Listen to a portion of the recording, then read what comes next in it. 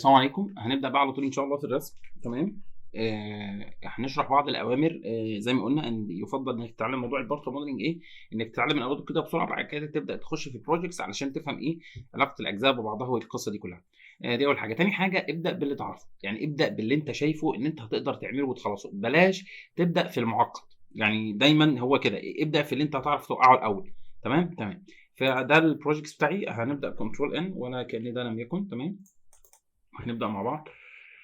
طيب اوكي. لما تيجي تبدا باللي انت عارفه، يعني يفضل تختار بلين سهل بعد كده ان انت ده ايه. وانت بتبص البلين، فانا شايف ان ده فرونت، فانا هبدا ايه اختار فرونت، ولكن عادي يعني مش هتفرق قوي، ممكن تموف. احنا طبعا شغالين على السوفت وير، فالموضوع هيبقى سهل وايزي يعني، ولكن يفضل يعني.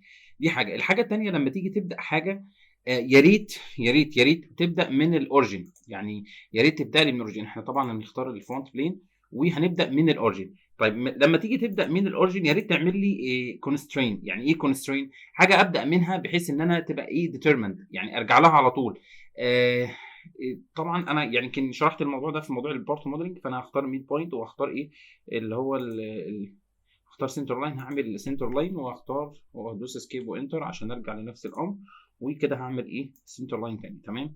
فانا كده بدات من الاوريجن وعملت ايه زي ايه كونسترين او اتنين سنتر لاين ابدا من عندهم، وابدا اقيس اخد المقاسات ايه من عندهم. تمام تمام. ده هينفعك بعدين في الاسمبلي في بروجكتس كبيره ان شاء الله. فتعلم دايما ان انت ايه تشتغل بطريقه ايه ايدك تاخد على الصح من الاول. تمام انوي. طيب انا عندي هنا الشكل ده هبدا ارسمه، يعني هبدا ارسم شكل زي كده، وبعد كده هرجع ايه اخد الابعاد. طيب فانا شايف ان الاول ده سيمتري، فانا برضه اختار ميد بوينت. تمام. وهبدا من هنا كده مثلا، وهبدا هاخد ده فيرتيكال. تمام. هوريزونتال سوري، وبعد كده هنزل. تمام. وبعد كده هنزل. تمام. وعندي ايه تاني ان انا اخترت ده. تمام. عندي ده برضه يبقى ميد بوينت، فانا هختار الخط وهي هختار ميد بوينت، ولحد ايه على استقامه ده كده مثلا لحد ما ايه يمسك. هبدا بقى ايه احط الابعاد بتاعتي، وبعد كده هعمل ايه ميرور. دايما حاول تستخدم اوامر الموديفاي معاك لانها هتسهل عليك. تمام. فانا عملت ده ميد، انا عملت ده ميد بوينت وعملت ده ميد بوينت علشان الرسمه تبقى سيمتري، وفي نفس الوقت هعمل الجنب ده هاخد المقاسات بتاع الجنب ده وهعمل ميرور الناحيه الثانيه. ده يعني ايه مع الخبره والبتاع هيوضح لك ان ده الصح، بدل ما انا ارسم وارجع اخد ابعاد هنا واعدل هنا. لا، ما انا ممكن اعمل ميرور واللي يتعدل هنا يتعدل هناك يعني. تمام. حاول دايما تشتغل بالموضوع ده. تمام. انا عندي ده 230 وعندي 50 وعندي ده 100 كام 108 100 وكام. اعمل زوم بس. 100 مش عارف اقرا الرقم بالظبط، هجيبه من الملف الاصلي. تمام. يبقى ده 230. تمام. وادي 50. 230 و50. تمام.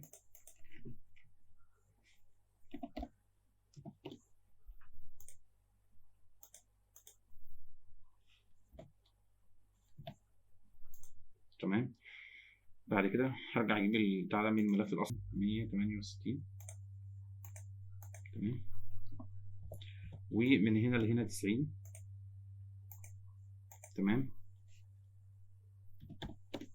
وده 50. طبعا هو بقى فولي كونستريند زي ما انتم شايفين. هعمل بقى ميرور الناحيه الثانيه. ميرور هختار ده وده ده، وهعمله اباوت ده. تمام. وكده. تمام. دي حاجه. الحاجه الثانيه، لما اجي اعمل فيتشر او اكسترود يعني، لازم تتاكد ان في كلوز بروفايل. يعني ما ينفعش ابقى واخد خط سوليد هنا وكده، علشان ده كده انا عملت ده سنتر لاين سهل عليا في عمليه الميرور. وزي ما انت شايف اي حاجه اعدلها هنا هتتعدل الناحيه الثانيه ايه تلقائي. تمام تمام. بس كده. طيب ممكن نعمل حاجه، ممكن نعمل اكسترود وبعد كده نرجع نعدل، ولكن يعني انا افضل ان احنا ايه نعمل الرسمه كلها مع بعضها، يعني مش مستاهله. عندي دايرتين الفرق بينهم 130. تمام. 130 والدايرتين مثلا فاي كام 16 ونص. تمام. انا عندي دايرتين، الدايرتين 16 ونص وعلى بعد 130 و50 من بره. تمام. فانا عندي دايرتين.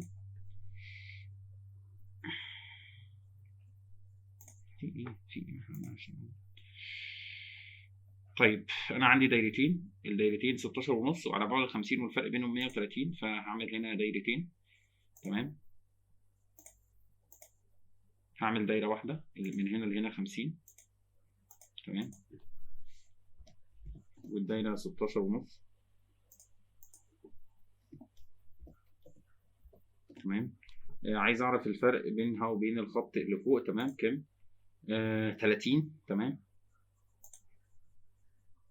من هنا لهنا كده 30. طيب تمام، هعمل الجنب ده وهعمل برضو ميرور الناحيه الثانيه.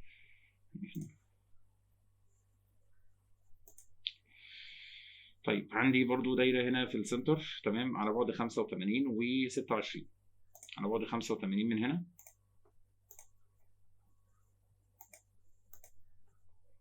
على بعد 85، فانا هعمل دايره 26 وعلى بعد 85 من هنا، من الدايره دي. تمام، ودايره 26. تمام. طيب عندي برضو دايرتين، نرجع نشوف الدايرتين دولت.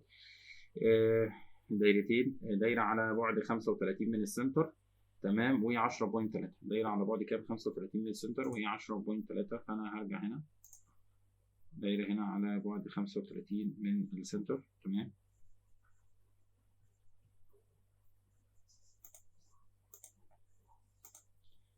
تمام، 3.5 وهي 10.3. تبعد كام عن الدايرة ديت؟ تبعد 12. تمام، أنا هاخد من هنا لهنا 12 مللي. تمام، تمام. هعمل بقى ميرور الناحية التانية دي وديت، ميرور about next now. تمام، تمام. كده الرسمة بقت fully defined من وجهة نظري، يعني fully defined، مفيش أي حاجة تاني. طيب في حاجه الاكسترود هنا بيقول لك الثيكنس بتاعها 8 مللي، فالثيكنس بتاعها كام؟ 8 مللي. دي حاجه. الحاجه الثانيه، احنا نسينا نعمل حاجه او هنعملها برده في الاخر، هنرجع لها برده في الاخر في الرسمه ديت. هنا بيقول لك ان الاكس ده مايل ب 8 درجات ونص، يعني اكشلي الدايره ديت مايله ب 8 درجات ونص. ليه بقى؟ لان احنا لو رجعنا هنا للرسمه ديت، دي بقى فكره قرايه الرسم، وانك تقرا الرسم فعلا صح، يعني انك تقرا فعلا الرسم صح.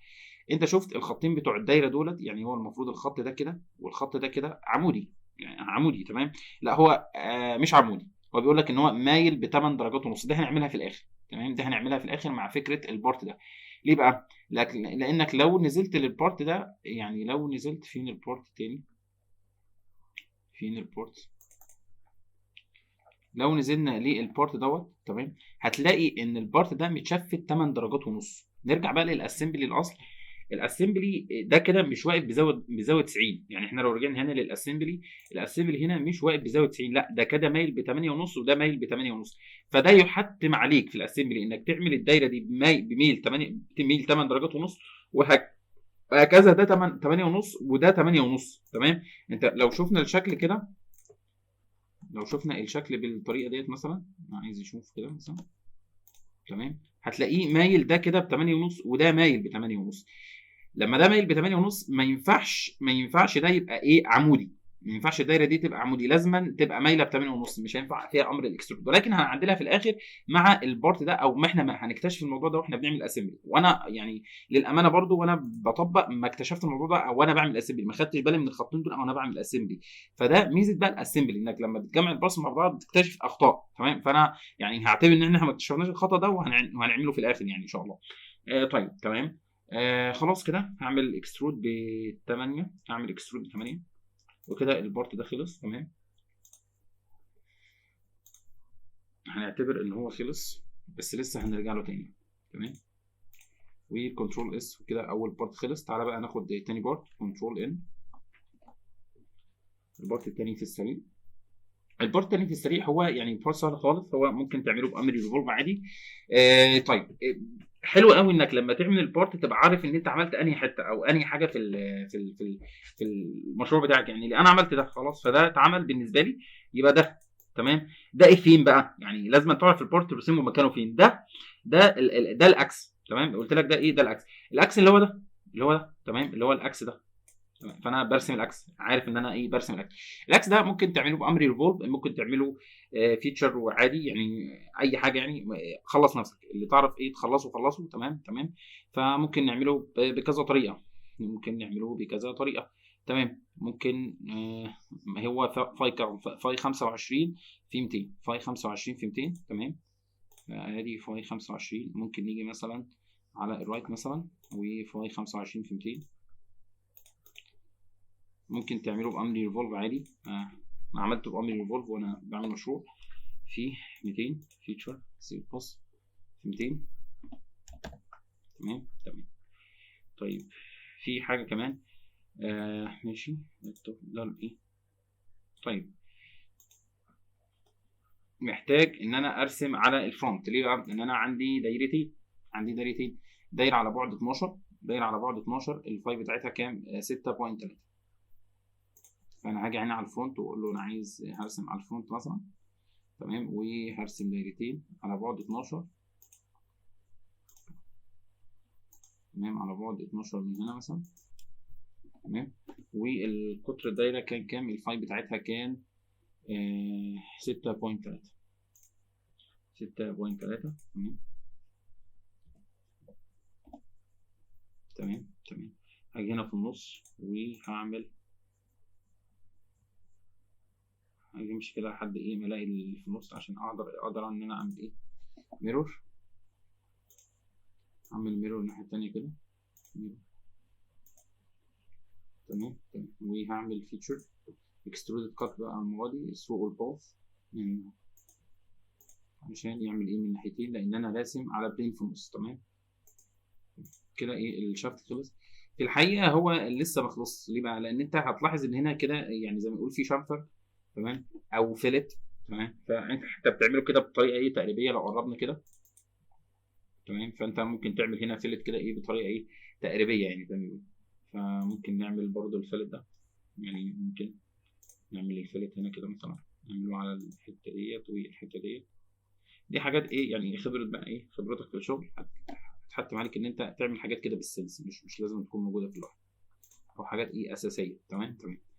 طيب كده ده البارت ده خلص وكده الحلقه دي خلصت. بقى ايه شوف بقى نكمل الفيديو اللي بعده ان شاء الله في بقى ايه البارس.